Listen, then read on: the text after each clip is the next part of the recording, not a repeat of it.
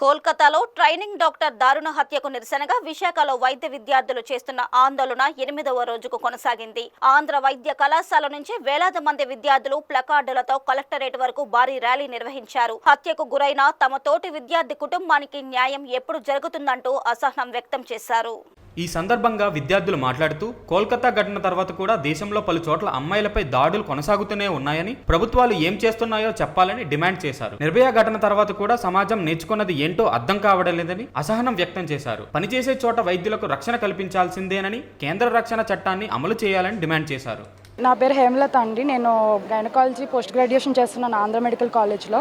గత వారం రోజుల నుంచి ప్రొటెస్టులు జరుగుతున్నాయి. కోల్కతాలో జరిగిన అత్యాచారం అండ్ మర్డర్ కేసు ఇన్సిడెంట్ మీద ఒక సెకండ్ ఇయర్ పోస్ట్ గ్రాడ్యుయేషన్ చేస్తున్న అమ్మాయిని అతి దారుణంగా అత్యాచారం చేసి మర్డర్ చేసి చంపేశారు. దాని గురించి కేసు విచారణ ఎంతవరకు ముందుకెళ్తుంది అనేది ఇప్పటివరకు ఎటువంటి అప్డేట్ లేదు. ఈ రోజు ప్రొటెస్ట్లో కేజీహెచ్ ఓపీ గేట్ నుంచి ఇక్కడ వరకు వస్తున్న దారిలో కూడా ముగ్గురు కామన్ పబ్లిక్ని అడిగాను. వాళ్ళకి ఇంకా ఏం జరుగుతుంది అనేది, దేని గురించి ప్రొటెస్ట్ చేస్తున్నామన్న విషయం తెలీదు. ఎందుకని తెలియట్లేదు అంటారు? అంటే ఇది ఒక డాక్టర్ యొక్క ప్రాబ్లం ఒకటేనా? ఆవిడ ఫస్ట్ అమ్మాయి, తర్వాత డాక్టర్ అయింది. డాక్టర్ అయిన తర్వాత వర్క్ ప్లేస్లో చంపబడింది కాబట్టి మేము ప్రొటెస్ట్ స్టార్ట్ చేసాము అంటే దాని అర్థం అది డాక్టర్లది ఒకటే కాదు, డాక్టర్స్ ఒక్కళ్ళే కాదండి. ఇది ఇప్పుడు వెలుగులోకి వచ్చింది. ఎన్ని జరుగుతున్నాయి ఇలాంటి అత్యాచారాలు, ఎన్ని జరుగుతున్నాయి. ఇప్పుడు ఇది జరిగిన వారం రోజుల్లోనే ఒక నర్సింగ్ స్టూడెంట్ని, నర్సింగ్ అమ్మాయిని రేప్ చేసి మర్డర్ చేశారు. ఇంకొక షాప్లో వర్క్ చేసే అమ్మాయిని మర్డర్ చేసి వర్క్ చేశారు. ఇద్దరు డాక్టర్స్ మీద అసాల్ట్ చేశారు. ఇవి ఇప్పుడు బయటకు వస్తున్నాయి. కనీసం మేము డాక్టర్స్గా గొంతెత్తడం వల్ల ఇవన్నా బయటకు వస్తున్నాయి. అలా కాకుండా ఇంకా ఎన్ని జరుగుతున్నాయి. ఇప్పుడు మన మెట్రో సిటీస్లో జరుగుతున్నాయి కాబట్టి ఇవి బయటకు వస్తున్నాయి. మారుమూల గ్రామాల్లో జరిగిన రేప్స్, మర్డర్స్, అత్యాచారాలు అమ్మాయిల మీద అవి ఎక్కడన్నా బయటకు వస్తున్నాయా? అసలు ఈ నిర్భయ జరిగింది. నిర్భయ తర్వాత వాళ్ళని శిక్షించారు అంటే నిర్భయ కోసం మాత్రమే శిక్ష పడిందా? అది మనం ఒక న్యాయస్థానంకి వెళ్ళి ఒక జడ్జ్మెంట్ వచ్చిన తర్వాత ఎందుకు వస్తుంది అది? నెక్స్ట్ అలాంటివి జరగకుండా ఉండాలి అంటే చేసేవాడికి భయం ఉండాలి. ఆ భయం లేకుండా మనం ఎన్ని చేసినా ఏం ఉపయోగం అండి? ఈరోజు గవర్నమెంట్ మాట్లాడట్లేదు, స్టేట్ గవర్నమెంట్ నుంచి మాట్లాడలేవు, సెంట్రల్ గవర్నమెంట్ నుంచి మాట్లాడలేవు. ఈరోజు సుప్రీంకోర్టు తనంతట తానుగా కేసు హియరింగ్కి ఒప్పుకుని తనంతట తానుగా కేసు టేకప్ చేసుకుంది. ఎందుకంటే పోలీస్ సిస్టమ్ ఫెయిల్ అయ్యింది, గవర్నమెంట్ ఫెయిల్ అయింది, స్టేట్ గవర్నమెంట్ ఫెయిల్ అయింది, సెంట్రల్ గవర్నమెంట్ ఫెయిల్ అయింది. సుప్రీంకోర్టు తీసుకుంది కేసు. సుప్రీంకోర్టు నుంచి కానీ దీని వెనకాల ఎంత కుట్ర ఉందనేది తెలీదు. బట్ సుప్రీంకోర్టు నుంచి అయితే మేము జస్టిస్ ఎక్స్పెక్ట్ చేస్తున్నాము, గుడ్ జడ్జ్మెంట్ ఎక్స్పెక్ట్ చేస్తున్నాము. అండ్ ఇలాంటివి మా డాక్టర్స్ మీద ఇంకా జరగకుండా, అసాల్ట్ జరగకుండా అంటే సెంట్రల్ ప్రొటెక్షన్ యాక్ట్ తీసుకురావాలని కోరుకుంటున్నాము. And it is not about only doctors. We are continuously saying to public. ప్రతిసారి చెప్తూనే ఉన్నాం, ఇది మా కోసం కాదు, పబ్లిక్ కోసం అని చెప్పి. పబ్లిక్ ఎవరికి తెలియట్లేదు. మేము మీ మీడియా వాళ్ళని రిక్వెస్ట్ చేస్తున్నాం, లిటరల్లీ రిక్వెస్ట్ చేస్తున్నాము, కామన్ పీపుల్కి తెలిసేలా చేయండి. ఎందుకంటే ఒక అమ్మాయి రేప్ చేయబడిన తర్వాత ఆ అమ్మాయి వచ్చి నన్ను రేప్ చేశారు, నాకు న్యాయం చేయండి అని అడిగే సమాజం కాదండి మంది. నాకు న్యాయం చేయండి అని అడిగే సమాజం కాదు. ఆ అమ్మాయిని ఇప్పుడు రేప్ చేసిన వాడు బాగానే తిరుగుతాడు.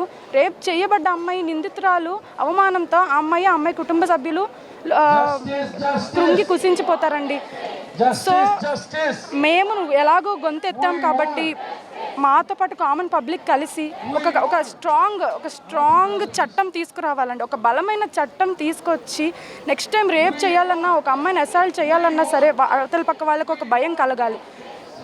అంటే మిగతా ప్రొఫెషన్లో కూడా ఏ దాడి జరిగినా కానీ నాన్ బేరబుల్ వారెంట్ అన్నది ఖచ్చితంగా ఇస్తారు. అలాంటిది ఒక డాక్టర్ మీద ఎక్యూజ్, రేప్, మర్డర్ అన్నది మేము ఇది తీవ్రంగా ఖండిస్తున్నాము. మేము ఉద్యోగం చేసే చోట కూడా ప్రొటెక్షన్ లేదు అన్నది చాలా అసలు ఆలోచించలేని విషయం. కాబట్టి ముందు ఆ అమ్మాయికి జరిగినది ఎందుకు బయటికి రావట్లేదు అన్నది మాకు అర్థం కావట్లేదు. ఆ అమ్మాయికి న్యాయం జరగాలి, వాళ్ళ ఫ్యామిలీకి న్యాయం జరగాలి.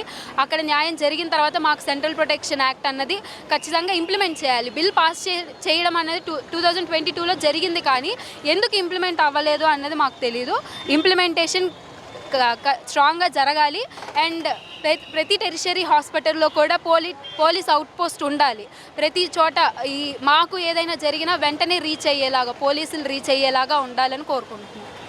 ఇది ఇవాళ 8th డే ఆఫ్ ప్రొటెస్ట్ అండి మాది. మా డిమాండ్స్ వచ్చి ముందు నుంచి చెప్తున్నవే. ఫస్ట్ వచ్చేసరికి విక్టిమ్ ఎవరైతే ఉన్నారో ఆవిడకి ప్రాపర్ జస్టిస్ జరగాలి, ఇన్వెస్టిగేషన్ బాగా జరిగి రియల్ అక్యూజ్డ్ వాళ్ళకి అందరి శిక్ష పడాలి. ప్రాపర్ జస్టిస్ జరిగే వరకు ఈ పోరాటం అయితే ఆగదు.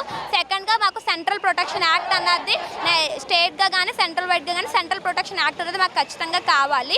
అండ్ టెరిషరీ కేర్ హాస్పిటల్స్ అన్నింటినీ కూడా సేఫ్ జోన్స్గా అంటే పోలీస్ ప్రొటెక్షన్ ఉండే జోన్స్గా ప్రకటించాలి. మాకు ప్రాపర్ సేఫ్టీ ప్రాపర్ ఫెసిలిటీస్ అనేవి కల్పించాలి.